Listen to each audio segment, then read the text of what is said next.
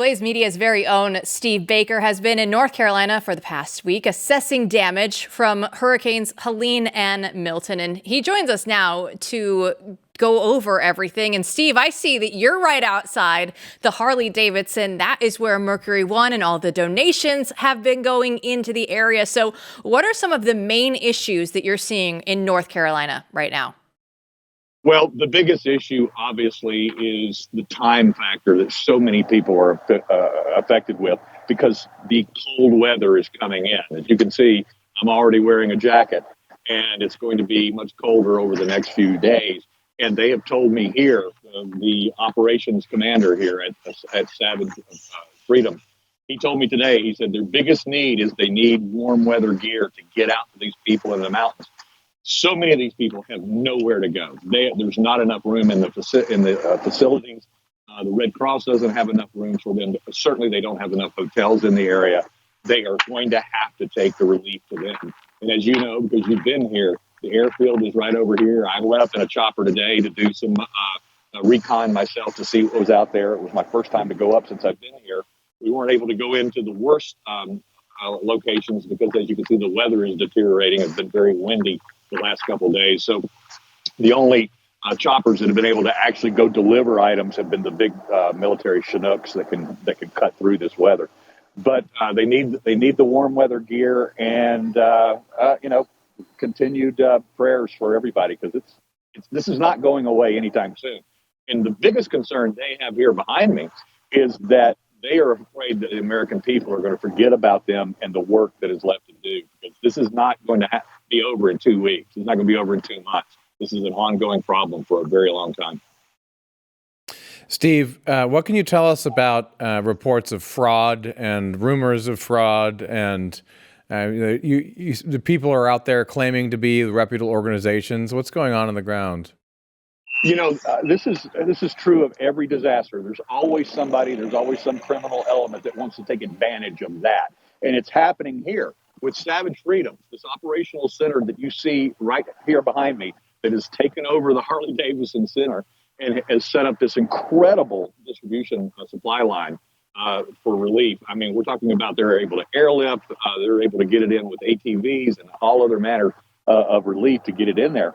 And because of the reputation that these guys have, that's growing daily because of how well organized they are. They are operationally, they're all ex-military, and it's run like a really finely tuned special operations operation.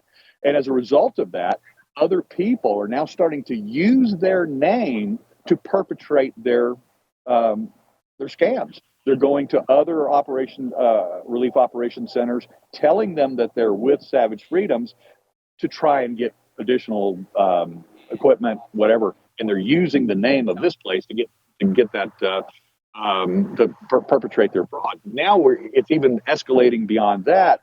Is that obviously there are other elements because these guys are doing such a great job. They're embarrassing other elements, and some people are out there now claiming that these guys are one of these dangerous domestic terrorist militias that are actually doing harm and threatening government workers. Well, look, I'm here on the ground. I can tell you there's nothing further from the truth.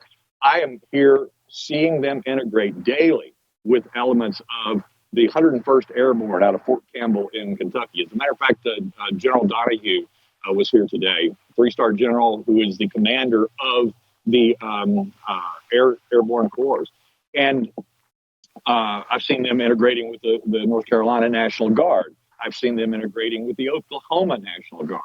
And this is a daily part of what they're doing. And the really exceptional thing, and what speaks so highly about this organization that Adam Smith has built, who you see on the screen right there in the black jacket with General Donahue, is he's created such an incredible program here that he's embarrassing people. And that's why these accusations are happening. He's created such an incredible program that other people are using the reputation of this group to perpetrate frauds. So one of the things that they did today is they actually sent their volunteers as ambassadors out to all the churches. They actually, Adam said last night in their nightly briefing that he was going to make sure that they connected with every single church in Buncombe County and to let them know that if somebody comes to them claiming to be part of Savage Freedom's operations, that they were to call his personal phone number and verify that.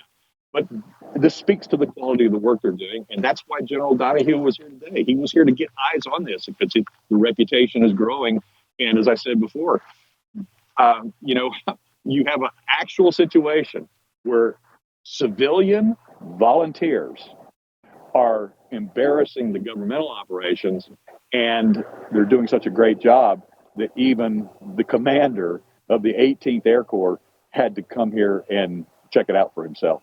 I'm so glad that you're there right now, Steve, and just to look at everything and report back, because that's exactly what Glenn Beck and I saw when we were on the ground there as well. Now, you were talking about the armed militias and the government workers.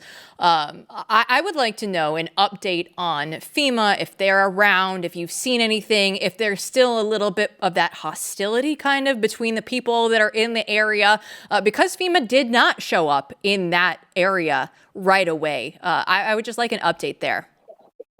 Well, let's talk about this facility and this operation first of all. FEMA is not here. And when you ask about FEMA here with the volunteers, the staff, the people that are running this operation, with a smile on their face, they just say, well, they're not here.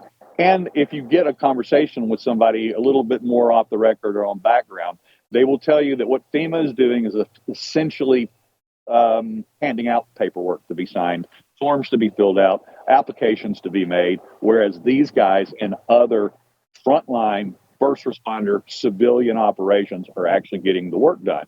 And they're doing such a good job that you see the Oklahoma, in this video right here that I took yesterday, you see the Oklahoma National Guard with one of their Chinooks here to deliver relief goods to the mountain areas that are inaccessible by any other means. And they're getting that from this organization. So the government is coming to these guys. That's an incredible statement. But FEMA's not here. They are here in North Carolina, and they're doing what they do, which is bureaucracy. They do that very well. And the people up in the hills are frustrated with it. People are not getting what they want. They're being denied, not everybody, but people are being denied their $750. People are frustrated with having to take out loans to replace their property. And this is a disaster that's different and unlike any other. And let me explain to you. In most other disasters, we hear about people who say that they've lost everything. Here, in this disaster, you could lose more than everything. And let me explain what I mean by that. Up in my helicopter trip today, you will see where rivers, creeks, tributaries have taken a completely new path now. Along where a row of houses or a row of buildings used to be, it's now a new river. Your property is gone. So when you go to FEMA and you want to take out a loan from them at interest to try and rebuild, what bureaucracy is going to give you new land? You see how complicated that is? This is unlike anything that, it's unprecedented, except maybe every 100 years up here or more, maybe every 1,000 years. Steve, on Saturday, Ashe County Sheriff reported that FEMA operations were paused because of a militia threat, right? As you know, just going back out to that big picture. But officials only arrested one person, so they found no evidence of the claim. Just yesterday in Rutherford County, there was an armed man apparently making threats, and I believe that he was just by himself, armed with a rifle and a handgun. What is your sense of this? Is this more rumor or is it reality? Well, that particular instance is a reality. And look, there's tens of thousands of affected people up here, and when you have that many people, you're going to have somebody that's maybe a little wackadoodle or otherwise, or he's just not getting the help he needs and he snaps. So that happens all the time everywhere. It's not just because of a quote unquote militia organization. The militia rumor is absolutely false. That is disinformation wherever it's starting from. But the reality is that these Hill people, they are self-reliant, and there are many of them that are rejecting help. And that's look, they need it. They need help. They're rejecting it from the government. The government shows up and, Reagan's famous nine words and says that, I'm with the government, I'm here to help. They're saying no. But on the other hand, if Savage Freedoms or one of the other volunteer relief organizations, civilian, come up, they'll take their assistance. Steve, I want to get your reaction to something that happened over the weekend. Speaker Mike Johnson posted this video on X. He went out on CBS and said that they edited a statement that the Biden administration still has not provided Hurricane Helene victims the resources that they need. Let's go ahead and watch this. So that's a different accounting than this 2% you say was distributed. Yeah, so they've obligated some funds, but they've only distributed 2%. The rescue and recovery effort's still going on, and then we address the rest of it. So that's a different accounting than this 2% you say was distributed. Yeah, so they've obligated some funds, but they've only distributed 2%. And when I was there on the ground, and you should go, I mean, bring the cameras and talk to the people there. They'll tell you, don't take politicians' words for this or the administration's word. Talk to the people there on the ground. They had not been provided the resources almost 2 weeks out from the storm that they desperately needed. And when I was there, 13 days post the storm hitting that state, people are still being rescued. They're stuck in the higher elevations in the mountains because the roads are down and all the rest. So they need every available resource and all hands on deck. The rescue and recovery effort's still going on, and then we address the rest of it. Steve, what kind of world do we live in where elected officials on the right have to then just basically, as I would assume, set his phone up in front of him and record his own answers so that you know that that's what he actually said and it wasn't edited on television? I actually do that when I do interviews for mainstream media organizations. And I learned my lesson the hard way. It was the same thing. I was once videoed for 15 minutes, and then it was chopped into 15 seconds, which made me look like a fool. So I set up my camera, this very tripod that I'm using right now. If they want to interview me, that's my rule, is I get to record the entire thing, because that is the world in which we live. And of course, Speaker Johnson is right. Whatever the funds are that are allocated, they're not getting here fast enough. And that's why these guys are so important. That's why their reputation is growing. It's because they're getting the goods and they're delivering them where they're needed as quickly as they can get them there. And the government is handing out paperwork. Well, Steve, bureaucracy. Absolutely. Thanks so much for being there on the ground and letting people know what's actually going on. Thanks, Jill. Matthew, we heard him say warm weather gear. There's not enough room right now in all of the shelters. People there are still hurting. And I know that Mercury One has done so much so far, but you can see it right now. Just even the look in his eyes that the people there still need help.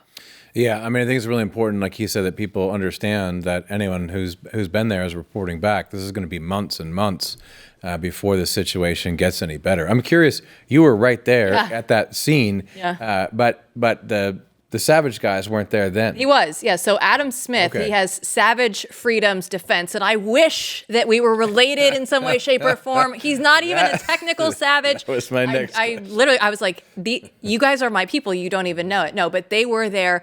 They are incredible. Just as Steve said, a group of ex-military guys coming together and trying to save the community because no one else. At that point, FEMA was set up for a few hours by the time that Glenn and I got there, but it was so difficult to find them. They weren't out on a main road. You couldn't see them.